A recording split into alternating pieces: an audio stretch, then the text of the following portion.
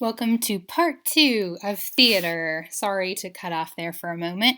Had to deal with my children for a second, but I'm back. And we're going to look now at a couple different types of stages that we see in theater over time. So, first, we're looking at the ancient Greek stage here. This is the tragic stage. This is the theater at Epidaurus in Greece, built circa 350 BC.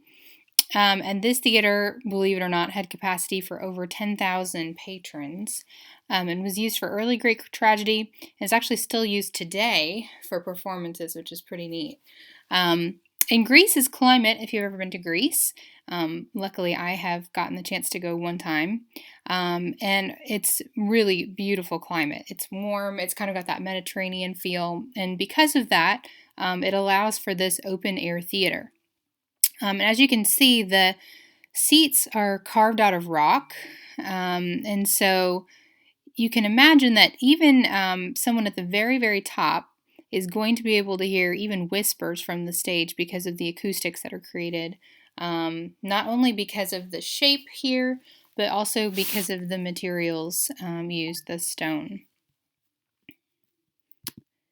Okay, so then moving into the Renaissance era, of course, coming forward here several thousand years. This is a modern rendering of DeWitt's 1596 drawing of the interior of this Elizabethan theater in London. So this is very typical theater for Shakespeare plays during that era. And the Elizabethan stages they had these roofs made out of wood that kind of jutted into open space. And they had enclosed stalls where sort of these well-to-do people would sit. So anyone kind of more wealthy would be able to sit up here. And then the pit down at the bottom, which is this area around the stage, would be for the poorer people who couldn't afford to have one of those seats. So sight was possible from 3 different angles, kind of moving in this semicircular direction. Each kind of theater was similar to a modified theater in the round, which is occasionally used today.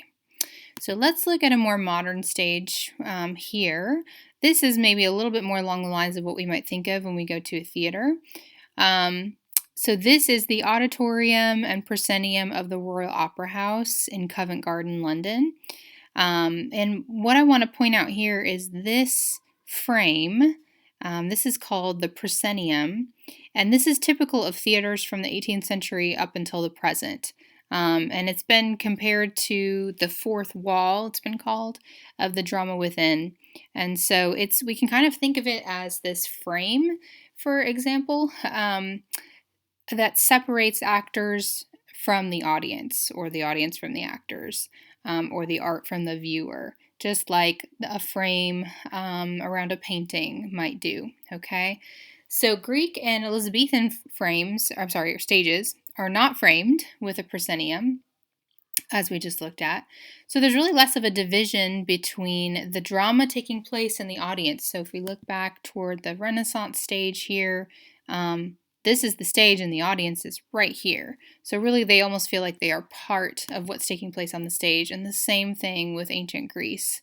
But with the proscenium, there's sort of this division between kind of almost like a TV frame, if you will, that separates them from us, okay? So we might suggest or speculate that a Greek or Elizabethan style theater might maybe more involve their audience emotionally and spatially. Okay, so those are a couple just concepts that your text talks about. Let's talk about stage, scenery, and costumes. Okay, then how those have changed over time. First, lighting. Obviously, modern day electric lighting is relatively new. So how did lighting work back in the day? Well, the early Greeks did not need to use light because they were held during the day. Their plays were held during the day, as were the Renaissance plays as well. So because they were held during the day, no need for lighting. Candlelight started to be introduced in the late 17th century, so it's the 1600s. And then by the 18th century, 1700s, they were replaced by oil lamps. Okay. Now, costumes, back in the Greek era, they were very simple. They might wear more elaborate masks to change identities.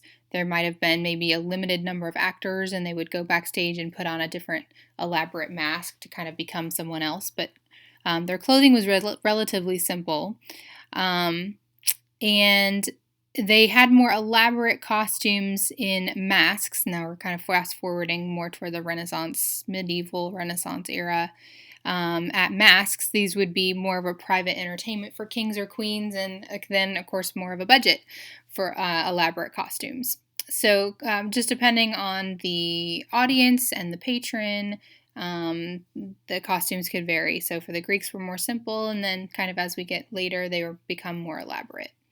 Then for stage and scenery, so for the Greeks, there was a what we call a skene, and your textbook, I'll have to find the page here. The text has a picture of this play.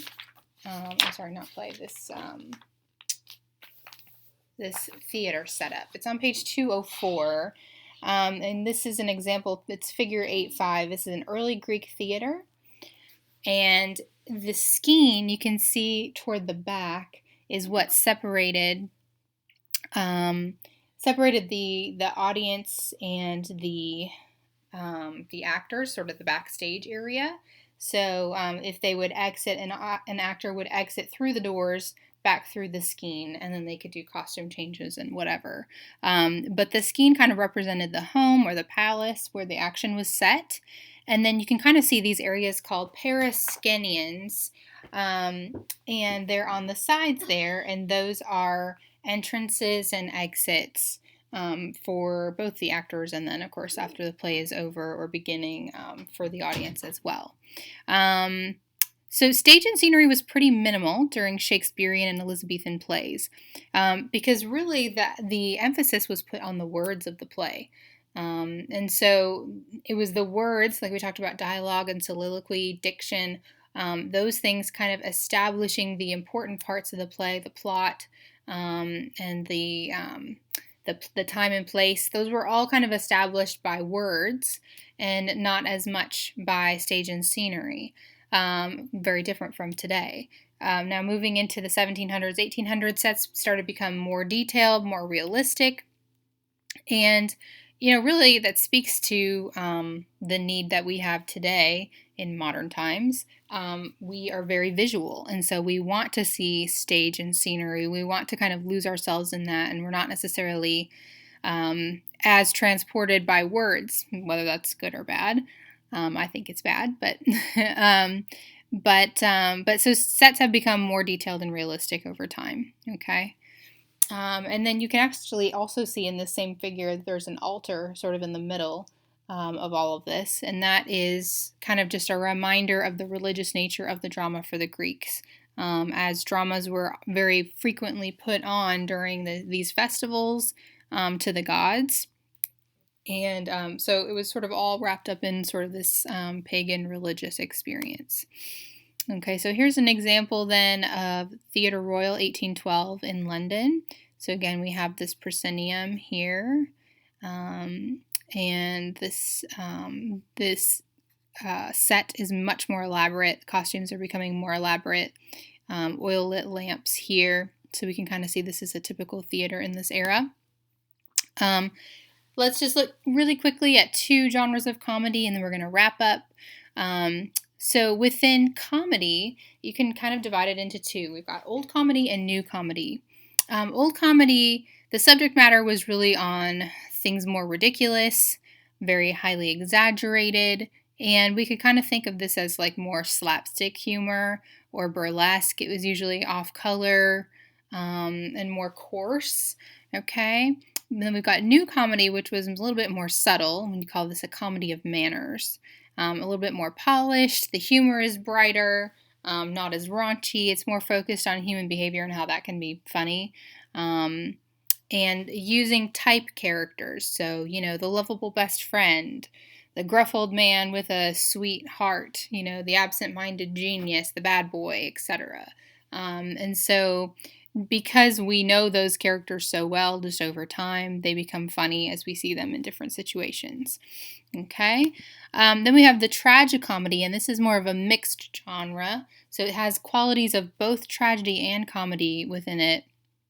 And tragicomedy tends to reveal the ambiguities of the world.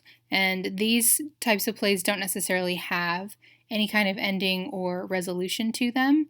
They kind of end with that ambiguousness and kind of just leave you thinking. Okay, so this is tragicomedy. This is going to wrap up our time together for theater, and we'll talk more about theater on Wednesday. And I'm going to have you guys watch a few clips and we will discuss together. So thanks for hanging with me.